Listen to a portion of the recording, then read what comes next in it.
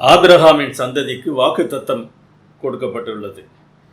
ஆபிரகாமின் சந்ததி யார் என்பதை இந்த நாளிலே நாம் ஆராய இருக்கிறோம். நாம் அனைவரும் நித்திய வாழ்வை பெற வேண்டும் என்பதே உடன்படிக்கையின் நோக்கம் என்று கடந்த வாரத்தில் தியானித்தோம். நம்மை சரியான இடத்தில் வைத்து நல்ல உறவுள்ள சாட்சிகளாக தேவன் வைக்கிறார் என்பதை இந்த நாளிலே பார்க்க இருக்கிறோம். ஆபிரகாமின் சந்ததியின் குடியிருப்பு எப்படிப்பட்டதாக இருந்தது?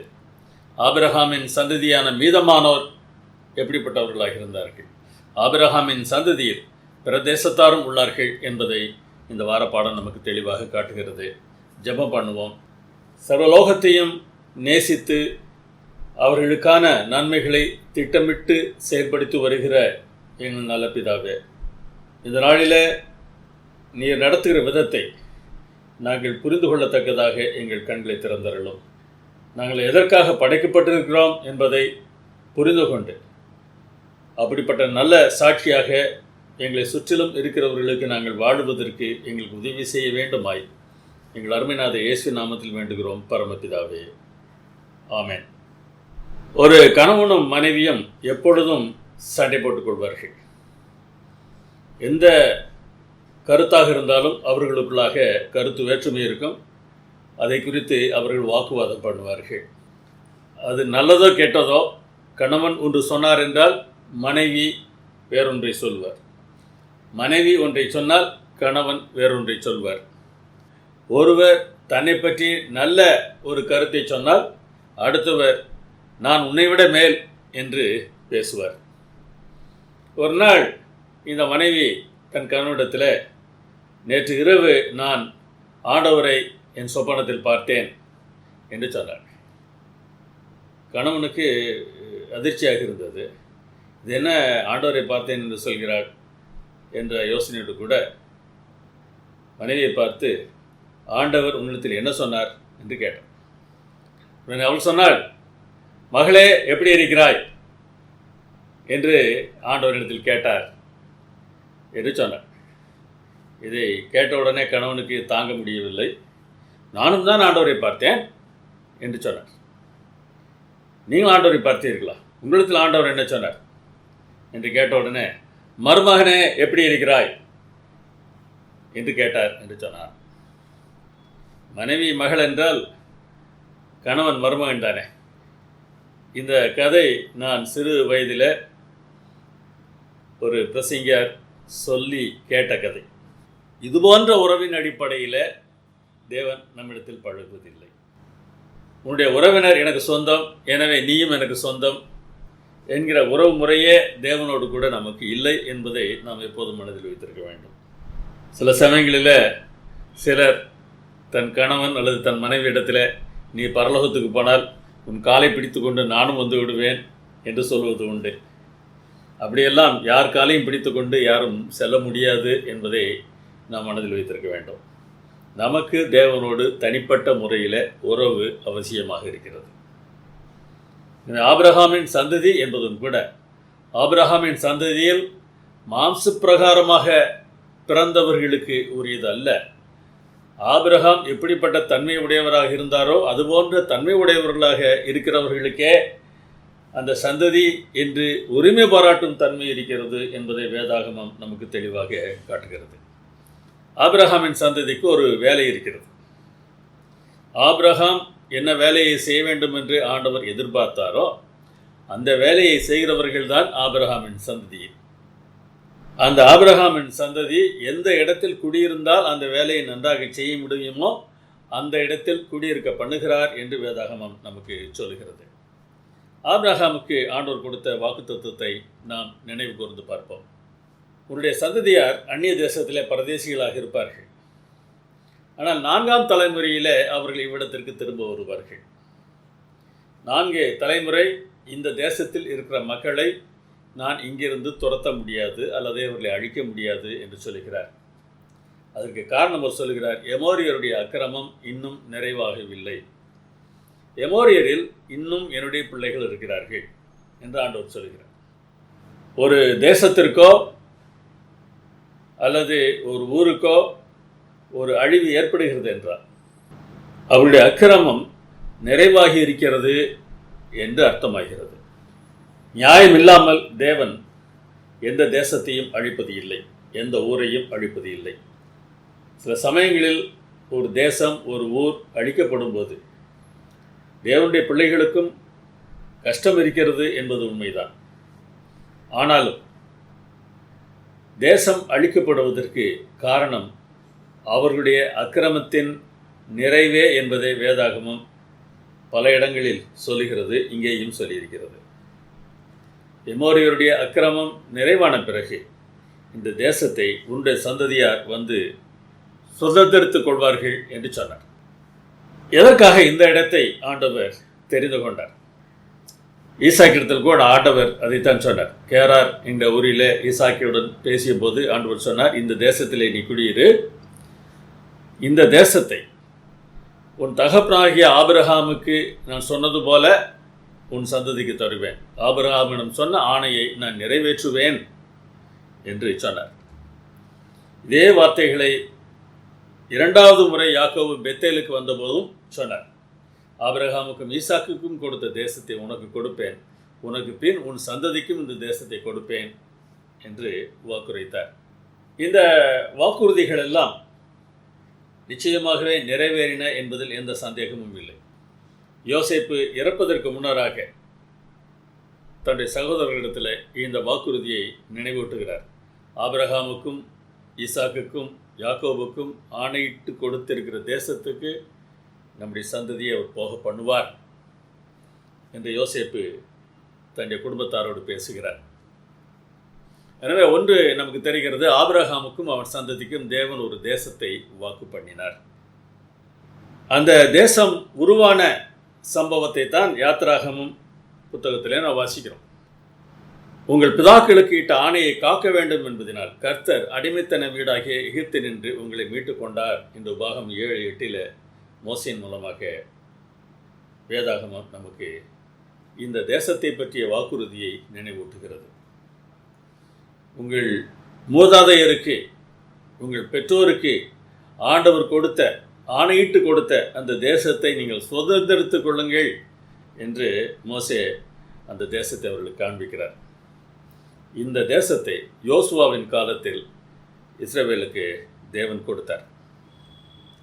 எதற்காக அந்த இடம் என்கிற கேள்விக்கான பதிலை நாம் பார்த்தாக வேண்டும். இதுவே எருசலேம். புறஜாதிகளின் நடுவிலே நான் அதை வைத்தேன், அதை சுற்றிலும் தேசங்கள் இருக்கிறது என்று எசேக்கியேல் 5ஆம் அதிகாரம் 5ஆம் வசனத்தில் வாசிக்கிறோம். எருசலேமானது புறஜாதிகளின் நடுவிலே வைக்கப்பட்டிருக்கிறது, சுற்றிலும் தேசங்கள் இருக்கின்றன. ஆப்பிரிக்கா, ஐரோப்பா, ஆசியா என 3 கண்டங்களை இணைக்கிற முக்கியமான இடத்தில் இஸ்ரவேலை தேவன் வைத்தார். முக்கியமான வியாபார நெடுஞ்சாலைகள் இஸ்ரவேல் தேசத்தின் வழியாக சென்றன. எனவே அங்கே வந்து போகிறவர்கள் இஸ்ரவேலர் எப்படிப்பட்ட வாழ்க்கையை வாழ்ந்தார்கள் என்பதை காண்பதற்கு வசதியாக சூழ்நிலை இருந்தது. ஆண்டவர் இப்படி திட்டமிட்டு செய்திருக்கிறார் என்பதை உபாகமம் 32:8 சொல்கிறது. உன்னதமானவர் ஜாதிகளுக்கு சுதந்திரங்களை பங்கிட்டு ஆதாமின் புத்திரரை வெவ்வேறாய் பிரித்த காலத்தில் இஸ்ரவேல் புத்திரருடைய தொகைக்கு தக்கதாய் சர்வ ஜனங்களின் எல்லைகளை திட்டப்படினார். இஸ்ரவேலருடைய தொகைக்கு தக்கதாக மற்ற மக்களுடைய எல்லைகளை திட்டம் பண்ணினார் என்று வேதாகமம் சொல்கிறது. சுற்றிலும் இருக்கிற மக்களுக்கு சாட்சியாக இஸ்ரவேல் இருக்க தகுந்த விதத்தில் தேவன் அதன் எல்லைகளை திட்டம் பண்ணி இருக்கிறார் என்று இந்த வசனம் சொல்கிறது. இஸ்ரவேலரின் வேலை தேவனுடைய தூதர்கள் செய்கிற வேலையாகும். தூதர்கள் என்பது தேவனுடைய தூதை எடுத்துச் செல்கிறவர்கள். தேவனுடைய தூதை எடுத்துச் செல்கிற தூதர்களாக இஸ்ரவேலர் இருக்க வேண்டும் என்பது தேவனுடைய திட்டமாக இருந்தது. இந்த வசனத்தை மொழிபெயர்த்த கிரேக்க வேத அறிஞர்கள் இந்த இடத்துல இஸ்ரவேல் புத்திரர் என்று சொல்வதற்கு பதிலாக தேவ தூதர்கள் என்றே சொல்லியிருக்கிறார்கள். பிரெண்டன் செப்டுவஜின் டிரான்ஸ்லேஷன் எனப்படும் ஆங்கில மொழிபெயர்ப்பில், கிரேக்க மொழிபெயர்ப்பிலிருந்து ஆங்கிலத்தில் மொழிபெயர்க்கப்பட்ட இந்த மொழிபெயர்ப்பில் according to the number of the angels of God என்று சொல்லப்பட்டிருப்பதை நீங்கள் கவனிக்க வேண்டும். இஸ்ரவேலர்கள் தேவனுடைய தூதர்களாக கருதப்பட்டார்கள். ஆபிரகாமின் சந்ததியில் பிறந்த ஒருவன் தேவனுடைய தூதனாக இல்லை என்றால் அவன் ஆபிரகாமின் சந்ததி என்று அழைக்கப்படுவதற்கு தகுதியற்றவன். யாரெல்லாம் தேவனுடைய தூதர்களாக இருக்கிறார்களோ அவர்கள்தான் ஆபிரகாமின் சந்ததி. அந்த ஆபிரகாமின் சந்ததியின் குடியிருப்பு அதற்கு ஏற்ற வகையில் அவன் சாட்சி சொல்வதற்கு வசதியான ஒரு சூழ்நிலையில் வைக்கப்படும் என்று ஆண்டவர் இங்கே நமக்கு காட்டுகிறார். அப்போஸ்தலர் 17:26 இந்த கருத்தை பவுல் வலியுறுத்துவதை நாம் பார்க்க முடிகிறது. மனுஷ ஜாதியான சகல ஜனங்களையும் அவர் ஒரே இரத்தத்தினாலே தோன்ற பண்ணி பூமியின் மீது எங்கும் குடியிருக்க செய்து அவர்கள் குடியிருப்பின் எல்லைகளை குறித்திருக்கிறார். இஸ்ரவேலருக்கெல்லாம் ஒரு இரத்தம், மற்ற மக்களுக்கெல்லாம் ஒரு இரத்தம். இவர்கள் மாத்திரம் விசேஷித்தவர்கள், மற்றவர்கள் எல்லாம் தேவனால் ஒதுக்கப்பட்டவர்கள் என்று இல்லை. இவர்கள் விசேஷித்தவர்கள் என்பது எதன் அடிப்படையில் இருக்கிறது? அவர்கள் ஒரு விசேஷித்த வேலையை செய்தார்கள். மற்றபடி அவர்களுக்கும் மற்றவர்களுக்கும் எந்த வித்தியாசமும் இல்லை. இந்த விசேஷித்த வேலையை செய்வதற்கு தேவன் அவர்களை தெரிந்து கொண்டதுனால அவர்கள் எந்த இடத்தில் குடியிருந்தால் இந்த வேலையை நன்றாக செய்ய முடியும் என்பதை தேவன் அறிந்து அதற்கு ஏற்ற இடத்துல அவர்களை வைத்தாராம். அதனால் என்ன பிரயோஜனம்? மற்றவர்கள் தடவியாகிலும் அவரை கண்டுபிடிக்கத்தக்கதாக அவரை தேடும்படிக்கு அப்படி செய்தார். ஏதாவது ஒரு வழியில் மற்றவர்கள் தேவனை கண்டுகொள்ள தகுந்த விதத்தில், தடவியாகிலும் கண்டுபிடிக்க தகுந்த விதத்தில் என்று சொல்கிறார். ஒவ்வொரு மனிதனும், இந்த உலகத்தில் பிறந்திருக்கிற ஒவ்வொரு மனிதனும் தேவனை தேடி அறிந்து கொள்ள வேண்டும் என்பது தேவனுடைய திட்டமாக இருந்தது. எல்லா காலங்களிலும் அவர் அப்படித்தான் செயல்பட்டு வந்திருக்கிறார் என்பதில் எந்த சந்தேகமும் இல்லை. அப்படி இல்லை, ஒரு கூட்டத்தை மாத்திரம்தான் ஆண்டவர் நேசித்தார் என்றால் தேவன் பட்சபாதம் உள்ளவர் என்று சொல்லுவதற்கு அது ஏதுவாகும். தேவன் அப்படிப்பட்டவர் என்கிற கருத்தை ஒரு நாளும் நாம் நம்ப முடியாது. அப்படிப்பட்ட கருத்தை சொல்லுகிறவர்கள் தேவனை சரியாக புரிந்து கொள்ளாதவர்கள் என்றுதான் சொல்ல வேண்டும். பவுல் அழகாக சொல்கிறார், அவர் நம்மில் ஒருவருக்கும் தூரமானவர் அல்லவே. அத்தேனே பட்டணத்தில் பலவிதமான விக்கிரகங்களை வைத்து வணங்கி கொண்டிருக்கிற அத்தேனே பட்டணத்தில் அந்த மக்களை பார்த்தவர் சொல்கிறார், அவர் நம்மில் ஒருவருக்கும் தூரமானவர் அல்லவே. இந்த தேவன் ஒவ்வொருவரையும் நேசிக்கிறார். இந்த இந்திய நாட்டில் பிறந்திருக்கிற ஒவ்வொரு மனிதனையும் நேசிக்கிறார். உலகத்தில் இருக்கிற ஒவ்வொரு மனிதனையும் நேசிக்கிறார். அவருடைய நேசத்திற்கு பாத்திரவான் இல்லை என்று சொல்லத்தக்கவன் எவருமே இல்லை என்பதை நாம் மனதில் வைத்திருக்க வேண்டும். ஆனால் தேவனை அறிந்தோம் என்று சொல்லுகிறவர்கள் அவருக்கு சாட்சியாக இருப்பதற்கு வசதியான இடங்களிலே தேவன் அவர்களை வைக்கிறார். இன்றைக்கு நீங்கள் இருக்கிற இடம் கூட அப்படிப்பட்டதாக இருக்கலாம். ஒருவேளை உங்களுடைய குடியிருப்பாக இருக்கலாம், அல்லது நீங்கள் செய்கிற வேலையாக இருக்கலாம், உங்களோடு பழகுகிற நண்பர்களாக இருக்கலாம். அந்த பழக்கத்தின் மூலமாக தேவன் எப்படிப்பட்டவர் என்பதை அவர்கள் அறிந்து கொள்வதற்கான சூழ்நிலைகளை தேவன் உருவாக்கி தரலாம்.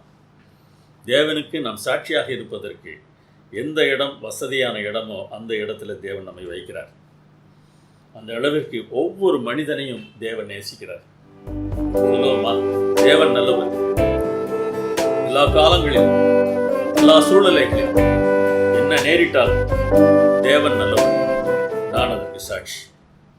இந்த வார பாடத்தில் ஒரு சம்பவம் ஒன்று தந்திருக்கிறார்கள். ஒரு சிறு நகரம் ஒன்றில் ஒரு நகைக்கடை ஜன்னலில் ஒரு கடிகாரம் ஒன்று வெளியே தெரியுமாறு வைக்கப்பட்டிருந்தது. பொதுவாக அந்த ஊரில் இருக்கக்கூடிய மக்கள் அந்த பெரிய கடிகாரத்தில் மணி என்ன என்பதை பார்த்து தங்களுடைய வேலையை செய்வது வழக்கமாக இருந்தது. சரி, நாம் வேலைக்கு போக வேண்டிய நேரம் ஆகிவிட்டதா என்று அந்த கடிகாரத்தை தான் அவர்கள் பார்ப்பார்களாம். ஒரு நாள் 9 மணி ஆவதற்கு முன்னராகவே அந்த கடிகாரம் ஓடாமல் நின்று விட்டது. இன்னும் நேரம் இருக்கிறது என்று நினைத்து கொண்டு சிறுவர்களாக இருந்தாலும் சரி, பெரியவர்களாக இருந்தாலும் சரி, தங்களுடைய வேலைகளை செய்வதற்கு தாமதமாக சென்றார்கள் என்று அந்த சம்பவம் சொல்கிறது. இஸ்ரவேலர் உலகத்தின் ஆவிக்குரிய கடிகாரமாக இருந்திருக்க வேண்டும். தேவனுடைய பிள்ளைகள் என்று தங்களை அழைத்துக் கொள்ளுகிறவர்கள் உலகத்தின் ஆவிக்குரிய கடிகாரமாக இருக்க வேண்டும். அந்த கடிகாரத்தை பார்த்து என்ன நேரம் என்பது மாத்திரமல்ல, நாம் எப்படி வாழ வேண்டும் என்பதையும் மற்றவர்கள் கற்றுக்கொள்வதற்கு வாய்ப்பு இருக்க வேண்டும். அந்த வாய்ப்பை நாம் கொடுக்க தவறிவிட்டால் நாம் ஆவிக்குரிய கடிகாரமாக இல்லாமல் போய்விடுகிறோம் என்பதை நாம் புரிந்து கொள்ள வேண்டும். ஆபிரகாமின் சந்ததியாக இருந்த இஸ்ரவேலர்கள் முழுவதும் நல்லவர்களாக இருந்தார்களா என்கிற கேள்வியை நீங்கள் கேட்டால் இல்லை என்கிற பதிலை வேதாகமம் நமக்கு தெளிவாக தருகிறது. சவுலின் காலம் வரைக்கும் நியாயாதிபதிகளின் ஆட்சி நிகழ்ந்தது. அந்த காலங்களில் எல்லாம் இஸ்ரவேலர்கள் வீழ்வதும் எழும்புவதும் வீழ்வதும் எழும்புவதுமாக இருந்தார்கள். அந்நிய தெய்வங்களை வணங்குவதிலே முற்றிலுமாக மூழ்கி விடுவார்கள். தேவன் அவர்கள் கையிலேயே அவர்களை ஒப்பு கொடுத்து விடுவார். அப்பொழுது அவர்களுக்கு கஷ்டம் வரும். அப்போது ஆண்டவரே என்று ஆண்டவரை தேடுவார்கள். ஆண்டவர் விடுதலை செய்வார். மறுபடியும் பழைய வாழ்க்கைக்கே போய்விடுவார்கள். இப்படிப்பட்ட ஒரு வாழ்க்கையை தான் இஸ்ரவேலர் வாழ்ந்து வந்தார்கள். ராஜாக்களின் காலத்திலும் கூட இந்த சுழற்சிக்கு அங்கே விடுதலை கிடைத்ததாக தெரியவில்லை. சில ராஜாக்களுடைய காலத்தில் அவர்கள் நன்றாக இருந்திருக்கிறார்கள். மற்றபடி எல்லாம் தங்களை சுற்றிலும் இருக்கிறவர்களுக்கு அவர்கள் சாட்சிகளாக வாழ்வதற்கு பதிலாக சுற்றிலும் இருக்கிறவர்களை விட மிக மோசமானவர்களாக கூட வாழ்ந்திருக்கிறார்கள். அப்படியெல்லாம் என்ன செய்வது என்றால் வேதாகமம் மீதமானவர்கள் என்னும் ஒரு கருத்தை நமக்கு தெரிவிக்கிறது. இந்த கூட்டம் முழுவதும் அவ்வாறு மாறிய போதிலும் ஒரு சிலர் அங்கே மீதமாக இருந்தார்கள். அவர்கள்தான் ஆபிரகாமின் சந்ததி என்று வேதாகமம் நமக்கு காட்டுகிறது. இந்த இஸ்ரவேலர் கடிகாரமாக இருக்க வேண்டும் என்று சொன்னேன் அல்லவா? அவர்கள் ஒரு அடையாளமாக இருக்க வேண்டியவர்கள் என்றுதான் வேதாகமம் சொல்கிறது. நீங்கள் எல்லோரும் கர்த்தருடைய சொந்த ஜனங்கள். இந்த பூமியில் உள்ள எல்லா ஜனங்களிலிருந்தும் உங்கள் தேவனாகிய கர்த்தர் உங்களை தேர்ந்தெடுத்து தமக்கு விசேஷமான ஜனங்களாக ஆக்கினார்கள் என்று உபாகம் 7:6 சொல்கிறது. இது எளிய மொழிபெயர்ப்பிலிருந்து இந்த வார்த்தைகள் கொடுக்கப்பட்டிருக்கின்றன. செகுல்லா என்னும் ஒரு வார்த்தையை தான் விசேஷமான என்று இங்கே மொழிபெயர்த்திருக்கிறார்கள். விலை மதிப்புள்ள சொத்து, சிறப்புமிக்க பொக்கிஷம் அப்படி என்று அர்த்தம் சொல்லலாம். விலை மதிப்புள்ள சொத்தாக இவர்கள் இருக்கிறதுனால மற்றவர்கள் சொத்து இல்லை என்று அர்த்தம் இல்லை. சிறப்புமிக்க பொக்கிஷம் என்று இவர்களை சொல்வதனாலே மற்றவர்கள் பொக்கிஷம் இல்லை என்று அர்த்தம் இல்லை. தேவனுடைய ஊழியத்தை செய்ய தேவனால் நியமிக்கப்பட்டவர்களை விலை மதிப்புள்ளவர்கள், சிறப்பு மிக்கவர்கள் என்று தேவன் பார்க்கிறார் என்பதைத்தான் இந்த பகுதி சொல்கிறது. ஆனால் இந்த விலை மதிப்புள்ளவர்கள், சிறப்பு மிக்கவர்கள், தேவனுடைய ஊழியத்தை செய்வதற்காக தெரிந்து கொள்ளப்பட்ட இந்த ஜனங்கள் தங்களுடைய வேலையை செய்யவில்லை என்றால் என்ன நடக்கும்? அநேகர் தடுவார்கள். எது என்று புரிந்து கொள்வதற்கு அநேகருக்கு பிரச்சனை ஏற்படும். ஆனால் அதற்காக அப்படி பிரச்சனை ஏற்படுகிற மக்களை தேவன் கைவிட்டு விடுவார் என்று சொல்ல முடியாது. தடவியாகிலும் அவர்கள் தேவனை கண்டுபிடிப்பார்கள், அதில் சந்தேகமில்லை. ஆனால் விளக்காக வெளிச்சமாக இருக்க வேண்டியவர்கள் அந்த வேலையை செய்யவில்லை என்றால் அந்த வேலைக்கு நியமிக்கப்பட்டவர்களுக்கு தண்டனை கிடைக்கும் என்பதை வேதாகமம் நமக்கு தெளிவாக தருகிறது. எவ்விதத்தில் அவர்கள் எல்லா ஜனங்களிலும் மேலானவர்களாக திகழ வேண்டியிருந்தது என்பதை நீங்கள் யோசித்து பாருங்கள். அவருடைய வாழ்க்கையை பார்க்கிறவர்கள் இதுதான் தேவனுடைய பிள்ளைகளின் வாழ்க்கை என்று மற்றவர்கள் அறிந்து கொள்ள வேண்டும். அதில் தான் அவர்கள் மேலானவர்கள். அதை பார்த்து நாங்களும் இப்படி வாழப்போகிறோம் என்று அவர்கள் தீர்மானம் செய்ய வேண்டும். ஏசாயா 2ஆம் அதிகாரம் முதல் 4 வசனங்களை வாசித்து பாருங்கள். மீகா 4ஆம் அதிகாரம் முதல் 4 வசனங்களை வாசித்து பாருங்கள். மற்றவர்கள் எல்லாம் இவருடைய வாழ்க்கையை பார்த்து நாங்களும் அப்படி இருக்க போகிறோம், நாங்கள் அழிக்கிறவர்களாக அல்ல ஆக்குகிறவர்களாக வாழப்போகிறோம் என்று அவர்கள் தீர்மானம் செய்வார்களாம். அப்படிப்பட்ட ஒரு வாழ்க்கையை இந்த ஆபிரகாமின் சந்ததி வாழ வேண்டியது அவசியமாக இருந்தது. அவர்கள் எல்லாரை காட்டிலும் மேன்மையான நிலையில் இருப்பார்களாம்.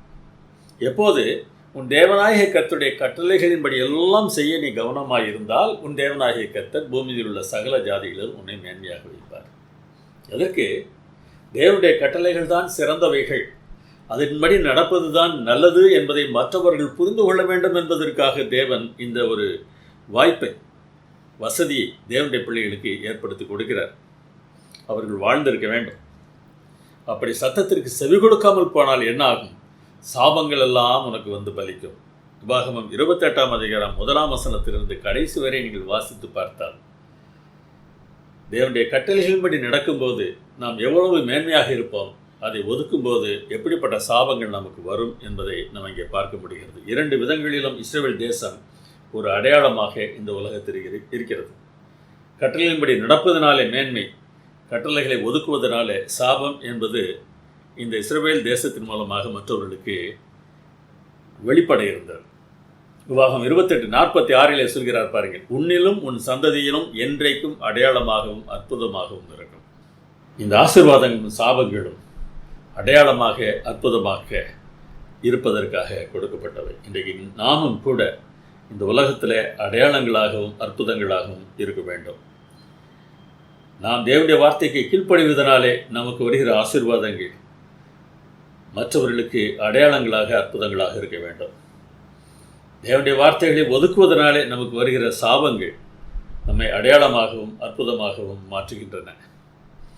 ஆம், இஸ்ரவேல் தேசத்திற்கு மாத்திரமல்ல, திருச்சபைக்கும் கூட இந்த கருத்து பொருத்தமானதுதான் என்பதை பாடப்புத்தகம் நமக்கு வலியுறுத்துகிறது. அந்த தேசத்தில் இருக்கிறவர்கள் பெரும்பாலானோர் மோசமான ஒரு வாழ்க்கை வாழ்ந்தபோது கொஞ்சம் பேரை மீதமானவர்களாக அங்கே வைத்திருந்தார். தேவ துரோகம், தேவ தண்டனை, மனம் திரும்புதல் என்கிற சுழற்சியில் இஸ்ரவேலர் சிக்கியிருந்தாலும் சில வசனங்கள் நமக்கு ஆறுதலாக இருக்கின்றன. எலியா தீர்க்கதரிசி பாகால் தீர்க்கதரிசிகளோடு கர்மேல் மலையிலே போராடுகிறார். அவர்கள் மேல் வெற்றியும் அடைகிறார். அதற்கு பிறகு எலியாவை கொல்லுவதற்கு யேசபேல் முயற்சி எடுக்கிறார். அவளிடமிருந்து தப்பி ஓடின எலியாவை தேவன் சந்திக்கிறார். அப்போது தேவனிடத்தில் அவர் சொல்லுகிறார், நான் ஒருவன் மாத்திரம் மீதியாக இருக்கிறேன். தான் செய்த வேலையின் மூலமாக இந்த தேசம் மாறிவிடும் என்று அவர் எதிர்பார்த்திருப்பார் போல் தெரிகிறது. ஆனால் மாறவில்லை. ராணி தன்னை அழிக்க பார்க்கிறாள். அதை தடுப்பதற்கு மக்கள் ஆயத்தமாக இல்லை என்பதை எலியா புரிந்து கொண்டு, நான் ஒருவன் மாத்திரம் மீதியாக இருக்கிறேன், என் பிராணனையும் வாங்க தேடுகிறார்கள் என்று தேவனுடைய சமூகத்தில் அழுகிறார். அப்போது ஆண்டவர் சொல்லுகிற வார்த்தையை நாம் ஒரு நாளும் மறந்துவிடக்கூடாது. பாகாலுக்கு முடங்காதிருக்கிற முழங்கால்களையும் அவனை முத்தம் செய்யாதிருக்கிற வாய்களையும் உடைய 7000 பேரை இஸ்ரவேலிலே மீதியாக வைத்திருக்கிறேன். தேசம் முழுவதும் தேவனுக்கு விரோதமாக இருப்பது போல தெரிந்தாலும் 7000 பேர் இருக்கிறார்கள். நீ ஒருவன் மாத்திரம் இல்லை என்று எலியாவை தேவன் தேற்றுகிறார். இன்றைக்கு நம்மை சுற்றிலும் எல்லாம் மோசமாக இருப்பது போல தெரிந்தாலும், நாம் எதிர்பார்க்கிற தன்மையுடையவர்களாக நம்மை சுற்றிலும் இருக்கிறவர்கள் இல்லாமல் இருந்தாலும், தேவன் நமக்கு சொல்லுகிற ஆறுதல் இதுதான், நான் மீதியாக பிள்ளைகளை வைத்திருக்கிறேன். அவர்கள் இருக்கிறார்கள். சனகரிப் போன்ற அசிரிய அரசர்கள் மூலமாக இஸ்ரவேல் தேசமும் யூதா தேசமும் அழிவை சந்தித்தது. கடைசியாக யூதாவில் 48 பட்டணங்களை அழித்துவிட்டு எருசலேமை முற்றுகையிடுகிறான். அப்போது எருசலேம் அழிந்து விடாது என்பதை பற்றி ஏசாயா 4:4 தீர்க்கதரிசி சொல்வதை பாருங்கள். 3ஆம் அதிகாரம் சனகரிப்பால் ஏற்படக்கூடிய அழிவை பற்றி பேசுகிறது. 4ஆம் அதிகாரத்தில் தேவன் தம்முடைய பிள்ளைகளை பற்றி பேசுகிறார் பாருங்கள். சீயோனில் மீதியாய் இருந்து எருசலேமில் தரித்திருந்து ஜீவனுக்கு என்று பெயர் எழுதப்பட்டவன் எவனும் பரிசுத்தன் என்று சொல்லப்படுவான். ஆம், எருசலேமிலே அப்போது இருந்தவர்களிலே மீதியாய் இருக்கிறவர்கள் இருக்கிறார்கள், அவர்கள் பரிசுத்தர் என்று அழைக்கப்படுவார்கள் என்று சொல்கிறார். அதனால் எல்லாம் அழிகிறது, எல்லாம் மோசமாக இருக்கிறது, திருச்சபை மோசமாக இருக்கிறது என்றெல்லாம் நாம் சொல்லிக்கொண்டே புலம்பிக் கொண்டே இருக்க வேண்டிய அவசியம் இல்லை. நாம் தேவனை நம்புகிற பிள்ளைகளாக இருந்தோம் என்றால் ஒன்றில் நாம் உறுதியாக இருக்கலாம். மற்றவர்கள் எல்லாம் மோசமானவர்களாக இருக்கிறார்கள் என்பதற்காக நாம் வேத வாக்கியங்களின்படி நடக்காமல் இருக்க தீர்மானித்தோம் என்றால் அது நம்மைத்தான் பாதிக்கும் என்பதை நாம் மனதில் வைத்திருக்க வேண்டும். பாடப்புத்தகத்தில் இந்த ஒரு கேள்வி கேட்கிறார்கள். ஒரு வாலிப பெண் கிறிஸ்தவ விசுவாசத்திலிருந்து முற்றிலும் விலகினாள். தன் திருச்சபையில் காணப்பட்ட பாவமும் தேவ துரோகமும் மாய்மாலமுமே அதற்கு காரணம் என்று சொன்னார். அவர்கள் கிறிஸ்தவர்களே அல்ல என்று தன் விசுவாசத்தை புறக்கணிப்பதற்கு சாக்கு போக்கு சொன்னார். அவருடைய சாக்கு போக்கு நியாயமானதா என்ற ஒரு கேள்வியை கேட்டிருக்கிறார்கள். எந்த ஒரு காலத்திலும் திருச்சபையின் விசுவாசிகள் அனைவரும் நல்லவர்களாக இருந்தார்கள் என்று நாம் பார்க்க முடியாது. எல்லா காலங்களிலும் மாய்மாலம் இருந்துதான் இருக்கிறது. சில சமயங்களில் அதிகமாக இருக்கும், சில சமயங்களிலே குறைவாக இருக்கும். அதற்காக நாம் திருச்சபையை விட்டு விலக வேண்டும் என்று அவசியம் இல்லை. தேவனை விட்டு நாம் விலக வேண்டும் என்று அவசியம் இல்லை. தேவனை நம்புகிற நாம் மற்றவர்களுக்கு சாட்சியாக வாழ வேண்டுமே தவிர இதை காரணமாக வைத்து தேவனை விட்டு விலகுவதற்கு நாம் முடிவு செய்வது தவறு என்பதைத்தான் இஸ்ரவேல் தேசத்தின் வரலாறு நமக்கு காட்டுகிறது. மீதமானவர்கள் மாத்திரமே ரட்சிக்கப்படுவார்கள் என்பதை இஸ்ரவேல் தேசத்தின் வரலாறு நமக்கு காட்டுகிறது. அந்த மீதமான கூட்டத்தில் நாம் இருப்பதற்கு தீர்மானம் செய்ய வேண்டுமே தவிர எனக்கு தேவன் வேண்டாம் என்று தீர்மானம் செய்வது சரியான ஒரு முடிவாக இருப்பதற்கு வாய்ப்பு இல்லை. சில சமயங்களில் கஷ்டம் பட்ட பிறகு திருந்தி தேவனை தேடுகிற மீதமானவர்களும் இருக்கிறார்கள் என்று வேதாகமம் சொல்கிறது. இஸ்ரவேலின் தேவ துரோகத்திற்கு அடிப்படை காரணம் கீழ்ப்படியாமை இல்லை. ஆண்டவரோடு தனிப்பட்ட உறவு முறிந்து போனதுதான். அந்த உறவு முறிவுதான் கீழ்ப்படியாமையையும் கூடவே தண்டனையையும் கொண்டு வந்தது. இந்த கருத்து மிகவும் முக்கியமானது. தேவனோடு நமக்கு சரியான உறவு இருந்ததென்றால் நாம் தேவனை விட்டு விலக மாட்டோம். மற்றவர்களை பார்த்து தேவனை விட்டு விலக தீர்மானிக்கிறோம் என்றால் நமக்கு தேவனோடு உறவு இல்லை என்று அர்த்தம். தேவனோடு உறவை தக்க வைத்துக் கொள்ளத்தக்கதாக தினமும் தேவனோடு பேசுங்கள், அவர் சத்தத்தை கேளுங்கள். உடைய பிரச்சனை எதுவாக இருந்தாலும் தேவனிடத்தில் கொண்டு போங்க. அந்த பிரச்சனைக்கு அவர் தீர்வு என்பதை அவர் நமக்கு காட்டுவதை நாம் பார்க்க முடியும். அந்த நம்பிக்கையோடு கூட தேவனுடைய சமூகத்திலே நாம் ஒப்படைத்தோம் என்றால் தேவன் நல்லவர் என்பதை நிச்சயமாக நாம் புரிந்து கொள்வோம். எந்த சூழ்நிலையிலும் நாம் அவரை விட்டு பிரிந்து போக வேண்டிய அவசியமில்லை என்பதையும் நாம் உணர்ந்து கொள்வோம். எந்த அளவுக்கு தேவன் தம்முடைய பிள்ளைகளை நேசிக்கிறார் என்பதை எரேமியா 3ஆம் அதிகாரத்தில் ஆண்டவர் பேசுகிறார். ஒரு புருஷன் தன் மனைவியை தள்ளிவிட அவள் அவனிடத்திலிருந்து புறப்பட்டு போய் அந்நிய புருஷனுக்கு மனைவியானால் அவன் அவளிடத்தில் இனி திரும்ப போவானோ என்கிற ஒரு கேள்வியை 1ஆம் வசனத்தில் அவர் கேட்கிறார். இந்த பெண் இன்னொரு புருஷனை தேடி சென்றதற்கு காரணம் அவள் இல்லை, இவன்தான். இதை நாம் தெளிவாக புரிந்திருக்க வேண்டும். இவன் அவளை தள்ளிவிட்டான். இவன் அவளை தள்ளிவிட்டதனால அவள் வேறொரு புருஷனை தேடி சென்று விட்டாள். இப்போது இனி அவளை இவன் சேர்த்து கொள்ள மாட்டான். ஏனெனில் அவள் வேறொரு புருஷனுக்கு மனைவியாக போய்விட்டாள். எனவே எனக்கு வேண்டாம், இவள் தீட்டுப்பட்டு விட்டாள் என்று நீ சொல்லுவாய். காரணம் நீதான். ஆனாலும் நீ அவளை ஏற்றுக்கொள்ள மாட்டாய். ஆனால் புருஷன் தள்ளிவிடாமல் அவளே இந்த புருஷன் எனக்கு வேண்டாம் என்று உன்னை தள்ளிவிட்டு சென்றால் நீ எப்படி செயல்படுவாய்? ஒரு மனைவி தன் புருஷனுக்கு துரோகம் செய்வது போல இஸ்ரவேல் வம்சத்தராகி நீங்கள் எனக்கு துரோகம் செய்தது மெய் என்று கர்த்தர் சொல்கிறார். புருஷன் அவளை தள்ளிவிடவில்லை, அவளே போய்விடுகிறாள். ஆனாலும் இந்த புருஷனாகிய தேவன் மனைவியாகிய நம்மை எப்படி பார்க்கிறார் அதைத்தான் நாம் புரிந்து கொள்ள வேண்டும். நீயோ என்றால் அநேக நேசரோட வேசித்தனம் பண்ணினாய், ஆகிலும் என்னிடத்திற்கு திரும்பி வா என்று கர்த்தர் சொல்கிறார். என்ன ஒரு அன்பை இந்த ஆண்டவரிடத்தில் நாம் பார்க்கிறோம். நீ வேண்டாம் என்று அவர் சொல்வதே இல்லை, நாம் தான் தீர்மானம் செய்கிறோம். அவர் வேண்டாம் என்று போய்விடுகிறோம். ஆனாலும் அவர் நம்மை பார்த்து நீ என்னிடத்திற்கு திரும்பி வா என்று அழைக்கிறார்.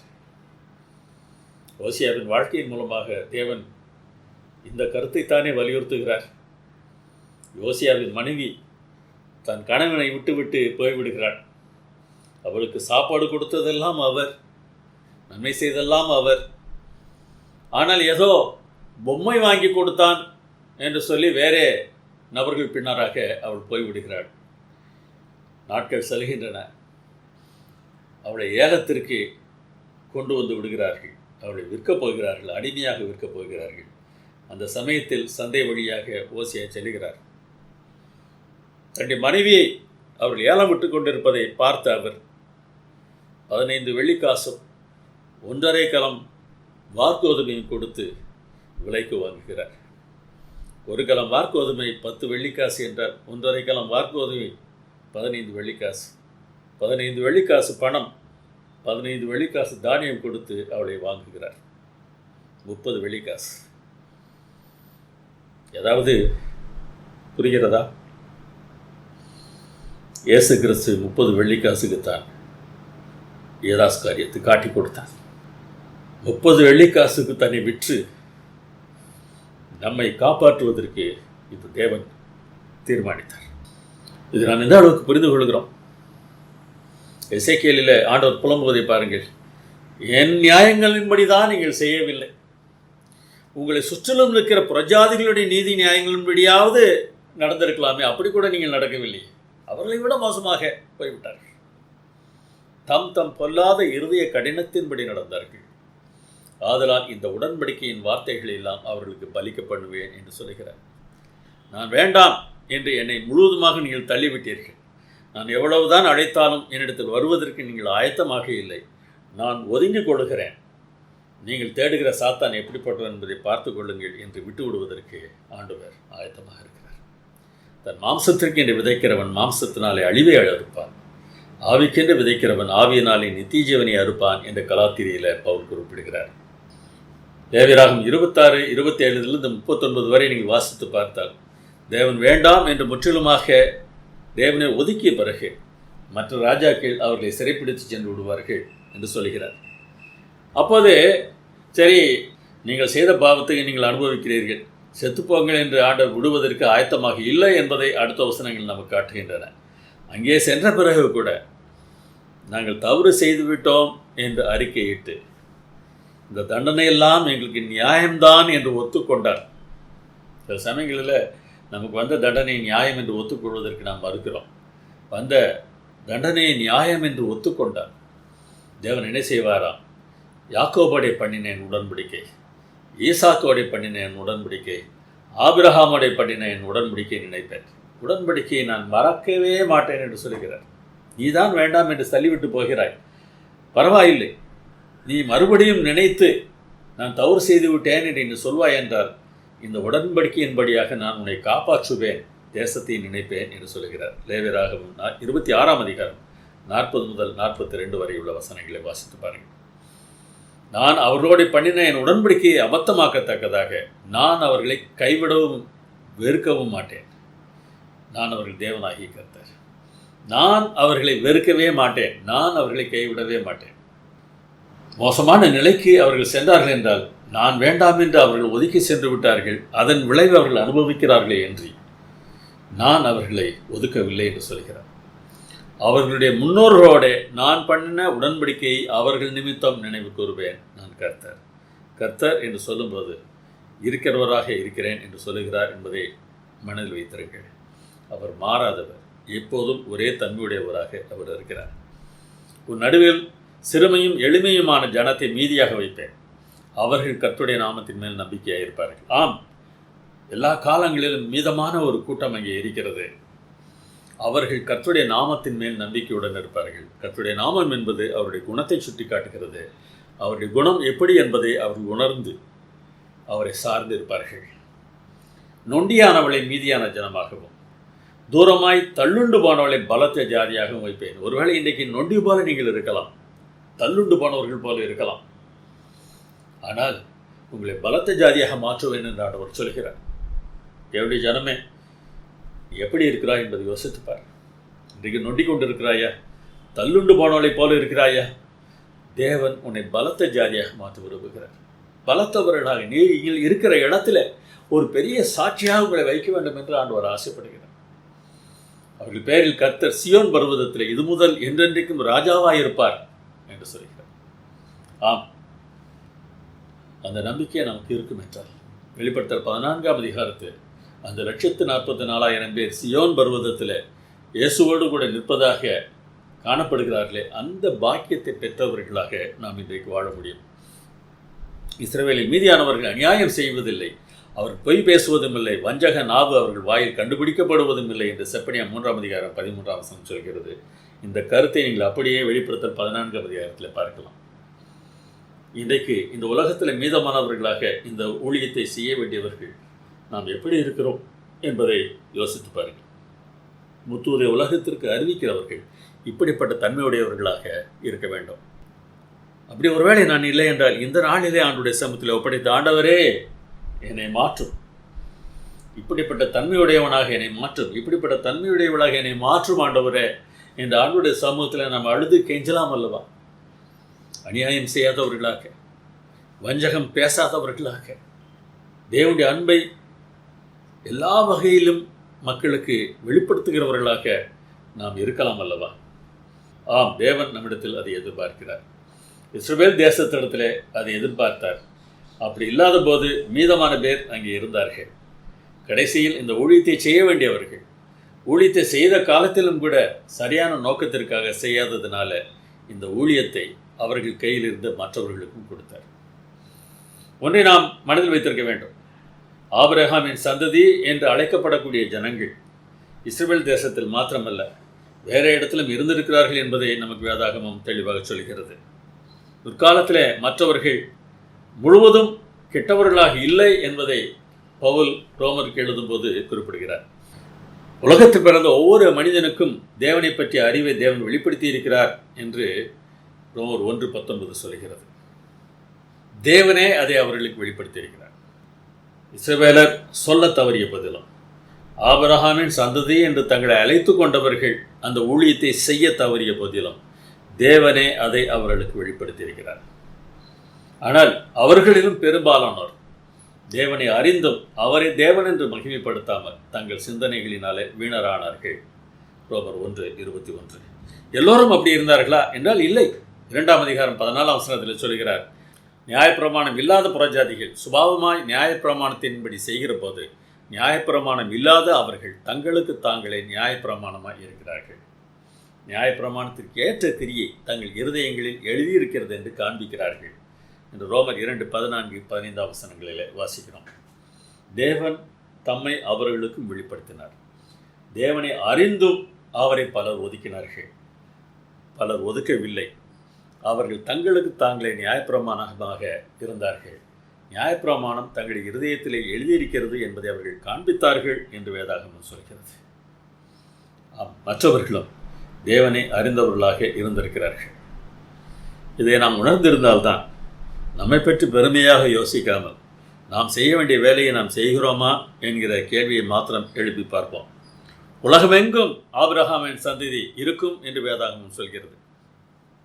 யோவான் 10:16 இயேசுவானவர் சொன்னதை பாருங்கள், இந்த தொழுவத்தில் உள்ளவைகள் அல்லாமல் வேறே ஆடுகளும் எனக்கு உண்டு, அவைகளையும் நான் கொண்டு வர வேண்டும். என் ஆடுகள் என் சத்தத்திற்கு செவி கொடுக்கிறது, நான் அவைகளை அறிந்திருக்கிறேன், அவைகள் எனக்கு பின் செல்கிறது. எனவே தேவனுடைய சத்தத்துக்கு செவி கொடுக்கிற ஆடுகள் இந்த தொழுவத்தில் அல்லாமல் வெளியேயும் இருந்திருக்கிறது. நாம் பொதுவாக யோசிக்கிறோம், தொழுவு மாத்திரம்தான் தேவனுடைய பிள்ளைகள் இருக்கிற இடம் என்று நினைக்கிறோம். ஆனால் பல சமயங்களிலே இந்த தொழுவத்திலே ஓநாய்கள் இருக்கின்றன. ஆனால் அவருடைய ஆடுகள் வெளியே இருக்கின்றன. அவருடைய ஆடுகள் அவருடைய சத்தத்திற்கு செவி கொடுக்கின்றன என்று இயேசுவானவர் சொன்னார். அவர்கள் தப்பினவர்கள் என் மகிமையை ஜாதிகளுக்குள்ளே அறிவிப்பார்கள் என்ற ஏசாயா 66:19 மூலமாக தேவன் சொல்லியிருப்பதை நாம் பார்க்க முடிகிறது. எல்லா தேசங்களுக்குள்ளும் தேவனை பற்றிய உண்மை மனிதர்களால் சொல்லப்படும். உங்கள் அழைப்பையும் தெரிந்து கொள்ளுதலையும் உறுதியாக்கும்படி ஜாக்கிரதையாயிருங்கள். இவைகளை செய்தால் நீங்கள் ஒரு காலம் இடறி விடுவது இல்லை என்று 2 பேதுரு 1:10 சொல்லப்பட்டிருக்கிறது.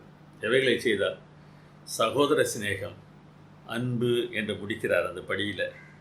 இந்த சகோதர சிநேகமும் அன்பும் இருந்ததென்றால் நம்மை சுற்றிலும் இருக்கிறவர்களுக்கு இந்த தேவனை வெளிப்படுத்துவது எவ்வளோ தூரம் முக்கியமானது என்பதை உணர்ந்து நாம் செயல்படுவோம். தேவனுடைய மகிமையை எல்லா மக்களுக்கு மத்தியிலும் நாம் சொல்லுகிறவர்களாக இருப்போம். இதற்காகவே நாம் அழைக்கப்பட்டிருக்கிறோம், இதற்காகவே நாம் தெரிந்து கொள்ளப்பட்டிருக்கிறோம். இதை நாம் உறுதியாக்கபடி நாம் ஜாக்கிரதையாக இருக்க வேண்டும் என்பது வேதாகமம் நமக்கு சொல்லுகிற ஆலோசனை. 2:9 பாருங்கள், நீங்களோ உங்களை அந்தகாரத்தில் நின்று தம்முடைய ஆச்சரியமான ஒளியினிடத்திற்கு வரவழைத்தவருடைய புண்ணியங்களை அறிவிக்கும்படிக்கு தெரிந்து கொள்ளப்பட்ட சந்ததியாயும் ராஜரீகமான ஆசாரிய கூட்டமாயும் பரிசுத்த ஜாதியாயும் அவருக்கு சொந்தமான ஜனமாயும் இருக்கிறீர்கள். இது எல்லாமே நாம் என்ன வேலை செய்ய வேண்டும் என்பதை நமக்கு தெளிவாக காட்டுகிறது. தேவனுடைய புண்ணியங்களே உலகத்திற்கு அறிவிக்க வேண்டும். அதற்காகவே தேவன் நம்மை தெரிந்திருக்கிறார். அதற்காகவே ஆசாரியர்களாக நியமித்திருக்கிறார். அதற்காகவே ஒரு வித்தியாசமான கூட்டமாக நம்மை நியமித்திருக்கிறார். அதற்காகத்தான் அவருடைய சொந்த ஜனமாக இருக்கிறோம். அவருடைய சொந்த ஜனமே அவருடைய புண்ணியங்களை அறிவிக்க தவறினார். என்ன ஆகும்? நாம் சொல்லவில்லை என்றார் வேறே ஆட்களை வைத்து சொல்வார். கல்லுகளினாலே ஆபிரகாமுக்கு பிள்ளைகளை உண்டாக்க தேவன் வல்லவராக இருக்கிறார் என்று வேதாகமம் சொல்கிறது. ஆபிரகாமின் சந்ததியாக நம்முடைய கடமையை நாம் செய்ய தவறினால் வேறே கல்லுகளை வைத்தாவது ஆண்டவர் அந்த வேலையை செய்து முடிப்பார். யூதன் என்றும் கிரேக்கன் என்றும் இல்லை, நீங்கள் எல்லோரும் கிறிஸ்து இயேசுவுக்குள் ஒன்றாயிருக்கிறீர்கள் என்று கலாத்தியருக்கு பவுல் எழுதும்போது சொன்னார்.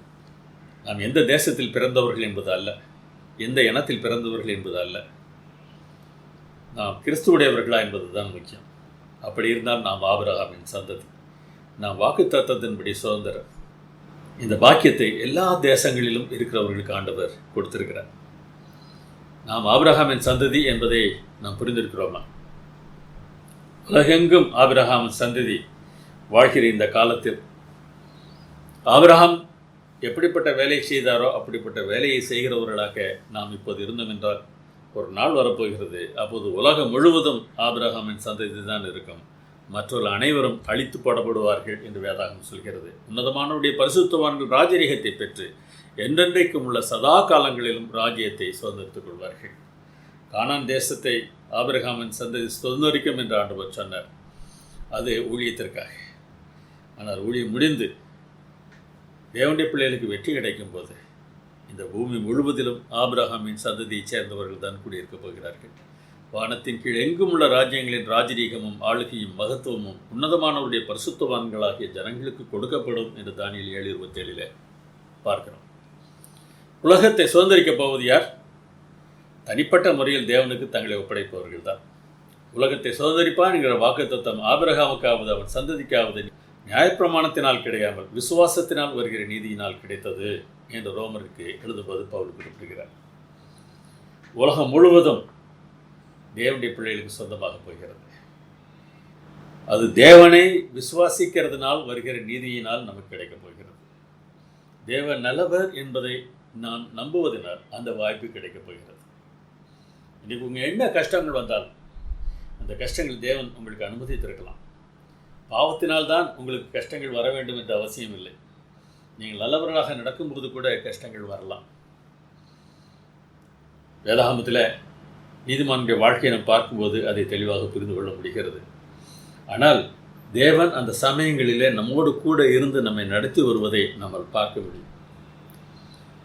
என்ன சூழ்நிலையிலும் என் தேவன் நல்லவர்தான் என்பதை நாம் விசுவாசித்து அந்த உறவை விட்டு நாம் பிரியாமல் இருக்கும்போது உலகத்தை சுதந்திரிக்கிற பாக்கியம் நமக்கு கிடைக்கும் என்பதில் எந்த சந்தேகமும் இல்லை. இந்த நாளிலே நீங்கள் என்ன கஷ்டத்தை அனுபவித்துக் கொண்டிருந்தாலும் தேவனிடத்தில் உங்களை ஒப்படையுங்கள். தனிப்பட்ட முறையில் தேவன் நமக்கு தகப்பனாக இருக்க வேண்டும். தேவனுக்கு மருமக்கள் மாறோ பேரப்பிள்ளைகளோ இல்லை. தேவனுக்கு பிள்ளைகள் மாத்திரம்தான் இருக்கிறார்கள். அந்த பிள்ளைகளாக நாம் எப்படி இருக்கிறோம் என்பதை யோசித்து பாருங்கள். நாம் அவருடைய பிள்ளைகளாக இருக்கிறோம் என்றால் நமக்காக தேவன் நன்மைகளை செய்வாராம். அதனால மற்றவர்களுக்கு நன்மை கிடைக்குமா? ஏசாயா 43:20 தேவன் சொல்லியிருப்பதை பாருங்கள். நான் தெரிந்து கொண்ட என் ஜனத்தின் தாகத்துக்கு வனாந்தரத்திலே தண்ணீர்களையும் அவாந்தர வெளியிலே ஆறுகளையும் உண்டாக்குவதனால் காட்டு மிருகங்களும் வலுசற்பங்களும் கோட்டான் குஞ்சுகளும் என்னை கனம் பண்ணும் என்று சொல்கிறார். தேவனுடைய பிள்ளைகளுக்காக தண்ணீர்களை கொடுக்கும்போது கோட்டான்களும் வலுசற்பங்களும் காட்டு மிருகங்களும் தேவனை கனம் பண்ணுமா? அப்படின்னாலும் எத்தனை மனிதர்கள் கனம் பண்ணுவார்கள்? நமக்கு இருக்கிற ஆசீர்வாதம் மற்றவர்களுக்கு ஆசீர்வாதமாக இருக்க வேண்டும். நமக்கு கிடைக்கிற நன்மைகள் மற்றவர்களுக்கு நன்மையாக இருக்க வேண்டும். நமக்கு கிடைத்திருக்கிற ஆவிக்குரிய ஆசீர்வாதங்கள் மற்றவர்களுக்கு ஆவிக்குரிய ஆசீர்வாதங்களாக அமைய வேண்டும். இந்த உலகத்தின் ஆசீர்வாதங்கள் நமக்கு கிடைத்ததென்றால் அதனால் மற்றவர்கள் நன்மை அடைய வேண்டும். அதுதான் தேவன் நம்மிடத்தில் எதிர்பார்க்கிற ஒன்று. அப்படி நடக்கும்போது இவர்கள் தேவனுடைய பிள்ளைகள், இவர்களைப் போல நாமும் இருக்க வேண்டும் என்று மற்றவர்கள் தீர்மானிப்பார்களாம். நீங்கள் தேவனால் தெரிந்து கொள்ளப்பட்ட மக்களா? யோசிப்பார்கள். மார்க்கஸ் டி லாஃபயட் என்பவர் பிரான்ஸ் தேசத்தை சார்ந்தவர். அதிகமான விளைநிலங்கள் அவருக்கு சொந்தமாக இருந்தன. அமெரிக்காவில் பிரிட்டனிடமிருந்து விடுதலை பெற வேண்டும் என்ற நோக்கத்தோடு ஜார்ஜ் வாஷிங்டன் தலைமையில் மக்கள் போராடி கொண்டிருந்த போது இந்த மார்க்கஸ் டி லாஃபயட் அமெரிக்கா சென்று அந்த விடுதலை போராட்ட வீரர்களுக்கு சண்டையிடுவதற்கான தகுதிகளை உருவாக்கி கொடுத்தார். வெற்றிக்கு பிறகு அவர் பிரான்ஸுக்கு வந்துவிட்டார். 1783 ஆண்டு பிரான்ஸ் தேசம் எங்கும் வறட்சி ஏற்பட்டது. எங்கும் கோதுமை நன்றாக விளையவில்லை. ஆனால் இவருடைய நிலங்களில் மாத்திரம் கோதுமை நன்றாக விளைந்திருந்தது. அப்போது நண்பர் ஒருவர் மார்க்கஸிடம் சொன்னார், உங்களுக்கு மிக மிக நல்ல வாய்ப்பு கிடைத்திருக்கிறது. இப்போது உங்களுக்கு விளைந்திருக்கிற கோதுமையை நீங்கள் வைத்திருந்து விற்றால் மிகுந்த செல்வத்தை நீங்கள் சேர்த்து விடலாம். உலக மனிதன் அப்படித்தான் நினைப்பான். மார்க்கஸ் டி லாஃபயட் என்ன சொன்னார் தெரியுமா? இது பதுக்குவதற்கான காலம் இல்லை, கொடுப்பதற்கான காலம். உயிர்காக்கும் மருந்துகளை பதுக்கிக் கொண்டிருக்கிற மக்களை நாம் பார்க்கிறோம். விலை குறைவாக கொடுக்கக்கூடிய மருந்துகளை அதிக விலைக்கு விற்று கொண்டிருக்கிற காலங்களை நாம் பார்க்கிறோம். ஆனால் தேவனுடைய பிள்ளைகள் பதுக்குகிறவர்களாக அல்ல, கொடுக்கிறவர்களாக இருப்பார்கள். தேவன் உங்களுக்கு தந்திருக்கிற ஆசீர்வாதங்களை மற்றவர்களுக்கு கொடுக்கிறவர்களாக வாழுங்கள். தேவனுடைய தன்மை எப்படிப்பட்டது என்பதை இந்த உலகத்திற்கு தேவன் நம் மூலமாக வெளிப்படுத்துவதற்கு நம்மை தேவனுடைய சமூகத்தில் ஒப்படைப்போமா? எங்கள் நல்ல பிதாவே, இந்த நாளிலே எங்களை உங்களுடைய சமூகத்தில் ஒப்படைக்கிறோம். எங்களை ஏற்றுக்கொள்ளும், பரிசுத்தப்படுத்தும், பக்குவப்படுத்தும், உமக்கு சாட்சிகளாக நிறுத்தும். எங்கள் அருமைநாதர் இயேசு நாமத்தில் வேண்டுகிறோம் பரமபிதாவே. ஆமென்.